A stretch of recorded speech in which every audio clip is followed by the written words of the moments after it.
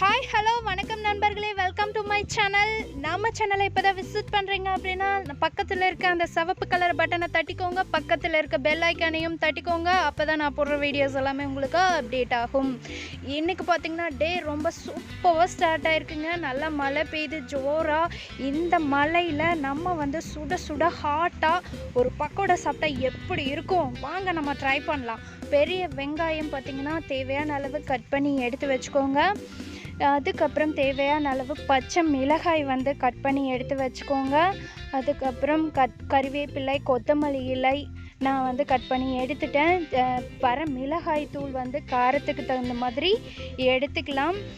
தேவையான அளவு சோடா உப்பு சமையல் சோடா ரொம்ப கம்மியாக யூஸ் பண்ணுங்கள். இது உப்பு சால்ட்டு நம்ம நார்மலாக சேர்த்திக்கிற உப்பு தாங்க. இது நம்ம நைட்டே ஒரு கோதுமை மாவு இருக்கும் இல்லைங்களா, கோதுமை மாவும் இட்லி மாவு கூட கலந்து நம்ம நைட்டே ஊற வச்சிடணும். ஊற வச்சிட்டோம்னா அப்படின்னா கொஞ்சம் லைட்டாக புளிச்சு வந்திருக்கும். அந்த புளிப்பு மாவை நம்ம எடுத்து இந்த போண்டா கூட மிக்ஸ் பண்ணி செய்ய போகிறோம். இதுதான் ஹைலைட்டே இந்த போண்டாக்கு. தேவையான அளவு கொஞ்சமாக 1/4 கப்பு கடலை மாவு எடுத்துக்கலாம். அதுக்கப்புறம் 2 கப்பு நான் கோதுமை மாவு எடுத்துக்கிறேன். மைதா மாவே யூஸ் பண்ண போகிறது கிடையாது இந்த போண்டாவில். நம்ம அதை எப்படி ப்ரிப்பேர் பண்ணலாம் அப்படின்னு பார்க்கலாங்க. அதுக்கு நம்ம கட் பண்ணி வச்சுருக்க பெரிய வெங்காயம் ஆட் பண்ணிக்கிறேன். ஆட் பண்ணிவிட்டு கட் பண்ணி வச்சுருக்க கொத்தமல்லி இலை, கறிவேப்பிலை நம்ம ஆட் பண்ணிக்கலாம். ஆட் பண்ணிவிட்டு நம்ம கட் பண்ணி வச்சுருக்க பச்சை மிளகாயும் இது கூட நம்ம ஆட் பண்ணிக்கலாங்க. காரம் எவ்வளோ சாப்பிடுவீங்களோ அதுக்கு தகுந்த மாதிரி நீங்கள் மிளகாய் ஆட் பண்ணிக்கலாம். ஆட் பண்ணிவிட்டு நம்ம தேவையான அளவு உப்பு சேர்த்துக்கலாம்.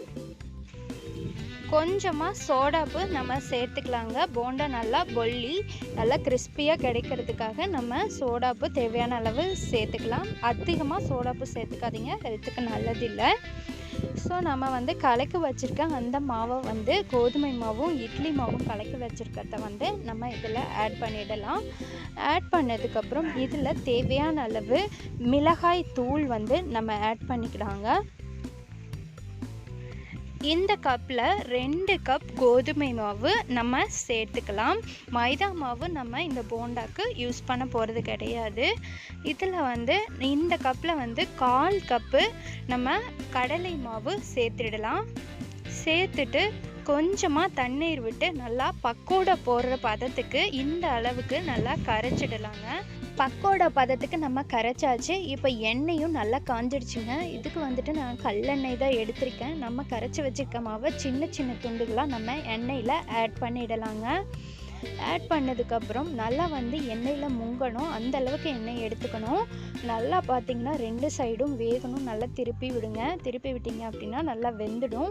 வெந்து சூப்பரான பக்கோடா நம்மளுக்கு கிடைக்குங்க. ஸோ நம்ம இதில் கோதுமை மாவு ஆட் பண்ணியிருக்கிறதுனால நம்மளுக்கு அந்த அளவுக்கு எண்ணெய் பிடிக்காதுங்க. பார்த்திங்கன்னா ரொம்பவே சூப்பராக வந்திருக்கு. கண்டிப்பாக ட்ரை பண்ணி பாருங்கள். இந்த பக்கோடா உங்களுக்கு பிடிச்சிருந்தது அப்படின்னா கண்டிப்பாக லைக் பண்ணுங்கள், ஷேர் பண்ணுங்கள். மறக்காமல் நம்ம சேனலை சப்ஸ்கிரைப் பண்ணிக்கோங்க. பக்கத்தில் இருக்க பெல் ஐக்கனையும் ப்ரெஸ் பண்ணிக்கோங்க. அப்போ தான் நான் போடுற வீடியோஸ் எல்லாமே உங்களுக்கு அப்டேட் ஆகும். Thank you, bye bye.